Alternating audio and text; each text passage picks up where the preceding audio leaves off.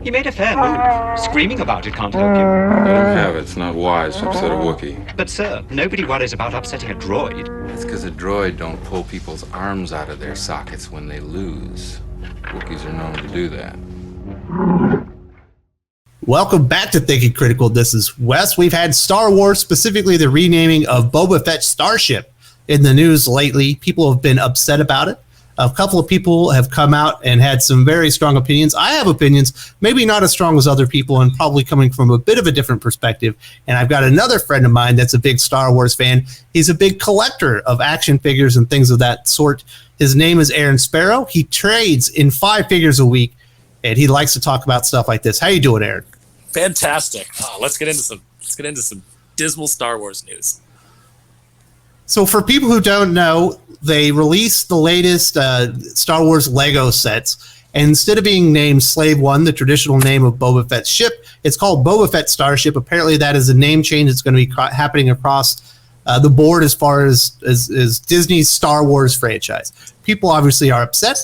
It's been named Slave One for a very long time, perhaps not in the movies, but within the EU and also with other collectibles.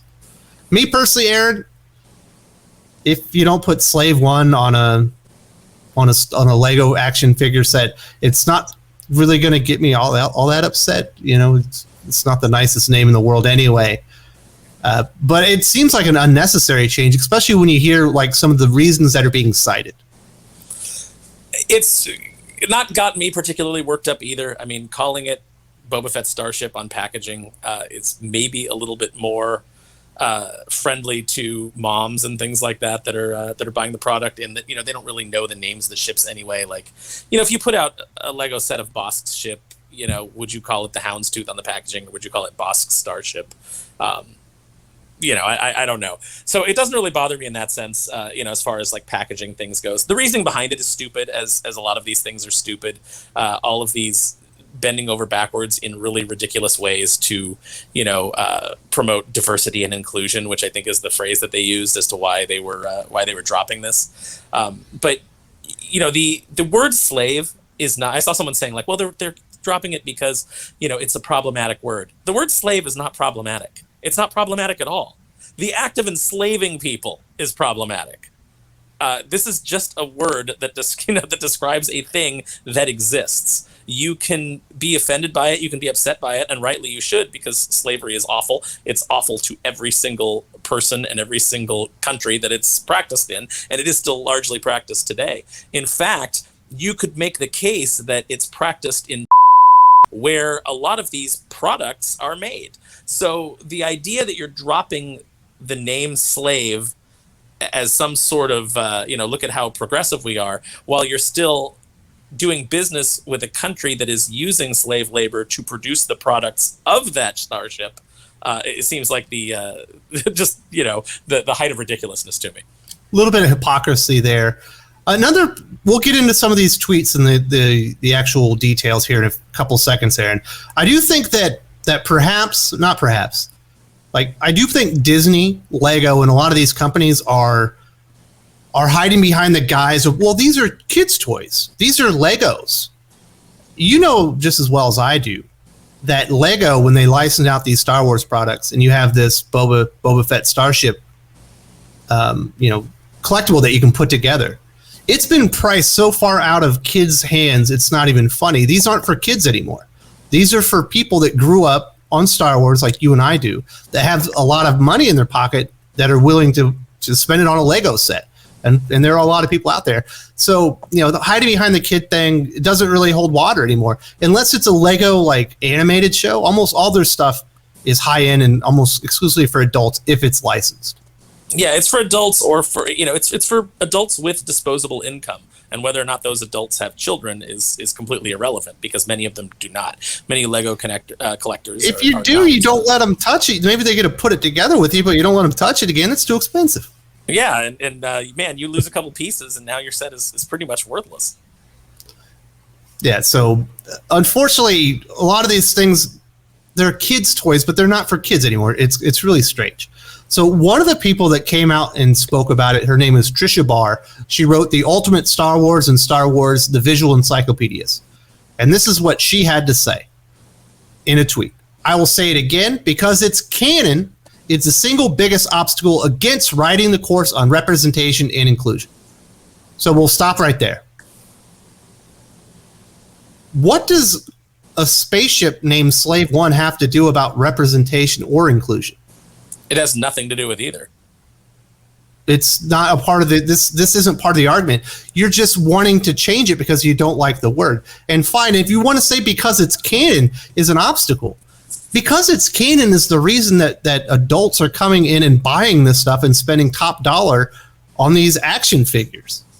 Because they're invested in the history of the characters and the universe. Without canon, there's no reason for people to come back for the nostalgia. Exactly. If canon didn't matter, then when Disney did the sequel trilogy, why did they make everything regress and bring back a version of the Empire? Why did they have stormtroopers? Why did they have TIE fighters? Why did they, because those things were all nostalgic. Those things were all things that people were invested in because they were like, oh, Star Wars is these visual things. Well, Star Wars is not necessarily those visual things. You could have progressed the story forward. You could have had a battle against a revived Mandalorian Empire being led by a Sith. There's all kinds of different directions you could have gone with new ship designs and new ideas. And I think that's where Lucas would have gone, because Lucas always said each trilogy should be a new set of ideas, a new set of designs. You should always be pushing things forward. And for whatever complaints people have about the prequels, you have to admit he did something different. He tried to do something different. He pushed things in a new visual direction. He made, some new steps, where the sequel trilogy was just a J.J. Abrams special, which is just rehash all the things that you've seen before and make it bigger and shinier and throw some lens flares on it and call it good. The entire sequel trilogy was built on nostalgia of the canon that people enjoy. Yeah, so canon is important. If there is no canon, like I said, there's no nostalgia. She went on to say, slave anything as a marketing ploy in Star Wars is inappropriate. I heard a while ago that that's the franchise position now, as it should be. Slave One is the name of the ship. It's not a marketing ploy. I think if you had a marketing ploy that, like, where slave was the central theme of it, would be inappropriate and be really gross. But I think she's misconstruing what's happening here and basically using whatever argument or mental gymnastics that she can get to agree with what is pretty much a silly change that, in my opinion, doesn't impact anything. People, when they put this together, are still going to call it Slave One. Yeah, they absolutely are. And, I'm not terribly upset about, even if they don't use it in any of the show, like if in the Book of Boba Fett, it's never called the Slave One. I don't really care because it was never called that in Empire Strikes Back. We know that that's the name of the ship because of the expanded universe, because of the, the toys that were put out. That's why we know a lot of these things. That's why we know Ewoks are called Ewoks. The word Ewok doesn't appear in Return of the Jedi, but it's something that comes out with the marketing of the. But I believe it's in the credits, Aaron. Oh, that might be true. Nobody is, but people know it from the toys. You were like, oh, this Ewok is, and the books that you bought. You certainly know Wicket's name because of books and cartoons and stuff. Yeah, exactly. You know that he apparently has a middle initial that stands for something, which was always silly to me. But the fact of the matter is to say, they're using the word slave as a marketing ploy. Nobody is going and buying the Slave One because they are enamored with the word slave. That is a ridiculous notion. Nobody is like, oh, this is called the Slave One. I better get it. People are buying it because it's a cool starship and because it's Boba Fett's starship. And in that respect, that's why I don't care too much about them changing the name on the packaging. It is Boba Fett's starship. It is the Slave One, whichever one you want to call it, is fine. And if they, like I said, if they don't use it in the show, that's fine by me because it was never really named in the movies. We know it's called the Slave One. And if Boba Fett references it, it's probably going to be get back to my ship, not get back to the Slave One. In my opinion, Aaron, the biggest problem with this, and I think Disney and Lucasfilm should get ahead of this, and probably Marvel as well. You can sell this change quite easily and without ruffling a lot of feathers. It's when people like Trisha Bar, who are reactionary and they're not really, strategic thinkers, decide to put out these stupid reasons that you really start pissing people off. She should have just said nothing. It wasn't her change. She didn't institute it. She should have let the Lucasfilm and Disney PR people put it out there, and they would have presented it in a package that was much more easier to grasp and accept. But when you have these idiots that work for these companies saying shit like this, it really annoys people. It's why everybody who works for these companies needs to be under a solid NDA, and there needs to be social media rules. Working for Disney, you're whether you're freelance or not. If you have in your bio that you work for Disney, you do work for for that company. You are representative of the brands that you are working on. It doesn't matter if you're a freelancer. You are representative of those brands, and you go off and you start shooting your mouth off and causing a bunch of controversy. That affects the bottom line for the company that you work for. And I just think that there need to be stricter rules about these sorts of things. It's strange because you mentioned strategic thinking. Strategic thinking is not really something that matters to ideologues. They're not critical thinkers. They don't look at things strategically. They're reactionary. They don't think of the long term. Charged by emotion. Yes. Yeah. There's no logic. It's just all emotion. And that you see the kind of rhetoric that appeals to those people. You see them screaming in the Twitter comments about things, still to this day that have already been proven false, but they're so invested in that narrative. They're so invested in their ideology that no facts will penetrate it. And this is what we're dealing with, unfortunately. Yeah. So I imagine this is what the people at Lucasfilm and Disney were like, well, we're glad you agree with this, Trisha. If you could shut up for a minute, we could probably sell it without pissing everybody off.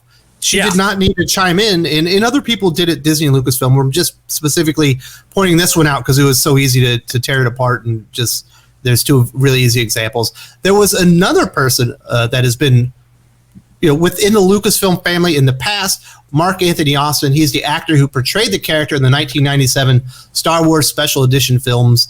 He put out a picture of Slave One, like a poster, and it says, "My ship will be forever Slave One. Nothing, not even Disney can or will change that. This is the way." Now, this is going to give him a lot of heat, and I imagine he's not ever going to work for Disney again if he ever wanted to. I do applaud his moxie out there, but this is what a lot of people think. Whether or not they're going to buy the ship and put it together, and I think a lot of people still will, but they're still going to call it Slave One, and that's just what it is. And I hope he doesn't get too much backlash. It looked like some people were going after it. The usual suspects will go after him. The people that are heavily invested in identity politics and that sort of thing, they'll go after him, and they'll be savage and they'll be awful while talking about tolerance and inclusion and representation, all these things that they proclaim to believe in. But the second somebody even slightly steps off the reservation of what their approved chain of thought, they have to break out the long knives. Silence. Yeah, it's who cares at the end of the day?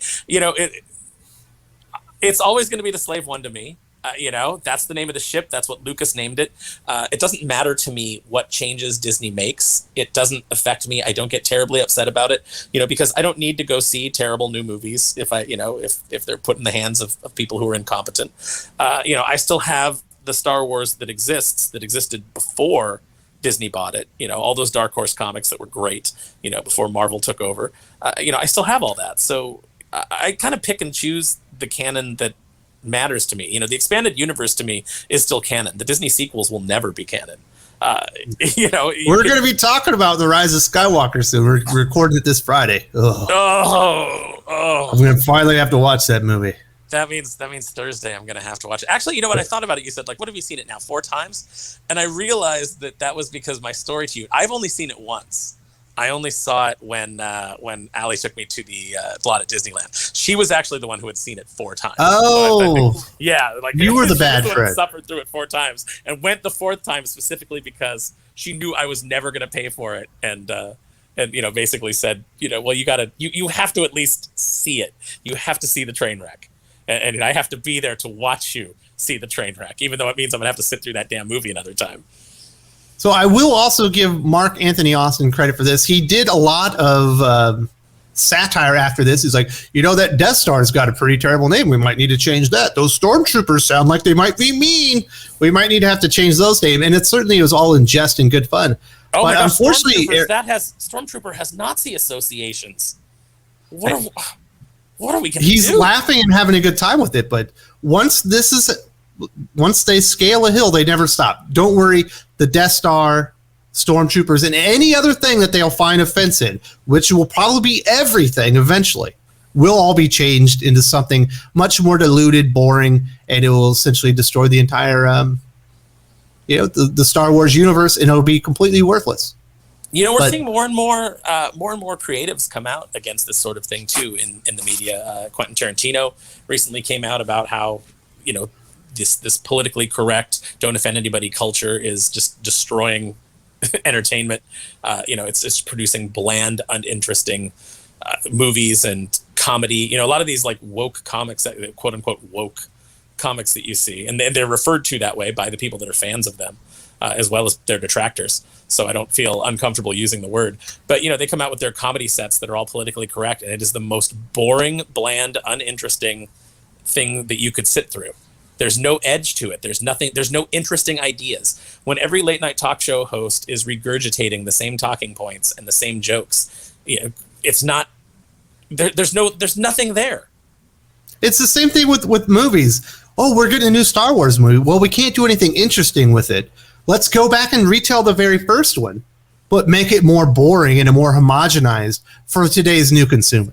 And it's like, I wonder why these things aren't picking up. Why you continuously retcon and reboot all these things, and people keep stepping away because you're making everything more boring every single time. Unless it's Fast and the Furious, which somehow gets to be more insane. Did you know that John Cena and Dom are brothers? Unbelievable! It's the most unbelievable stunt in the movie. I've said it before, and I'm going to say it again. If the next one is Fast and the Furious 10, if the tagline for it is not Fast 10 your seatbelts, I don't even know why we've made 9 movies before this. It's all building to that moment, and that's going to be the moment when I'm sitting in the theater and that trailer comes on and they say Fast 10 your seatbelts. I'm going to fist pump and say, all right, guys, you've done 9 movies that I have not seen, but I might come in for this one just because you did it. You nailed it. You stuck the landing. You didn't see any of the movies? I've only seen 2/3 of Hobbs and Shaw. Well, that's the worst one. No, you know what? Back in the day, with an ex, we watched Fast and the Furious 2. And I remember, like, we because we were like, let's make fun of this. And we watched it, and we were like, that was okay. That one's pretty good. The first one's better. That was entertaining. Tokyo Drift is still good, and then it's beyond ridiculous now. It's jumped the shark. Let's put it that way. Probably a literal shark at this point. They've probably jumped cars over just a literal sea full of sharks that were waiting to kill them. I'm not sure how we got on Fast and Furious. Oh, because that's the only franchise that's allowed to do things that are bigger and better and become less homogenized. Bring in the Meg. Bring in the Meg and have them jump over the Meg. Jason Statham's the natural bridge to the franchises being together. He should jump out of a helicopter as the Meg is coming up to grab the helicopter, and he should roundhouse kick that. The rumor is that they're going to do a Fast and the Furious Jurassic World crossover movie. Oh, please do. Please, I don't even Why care.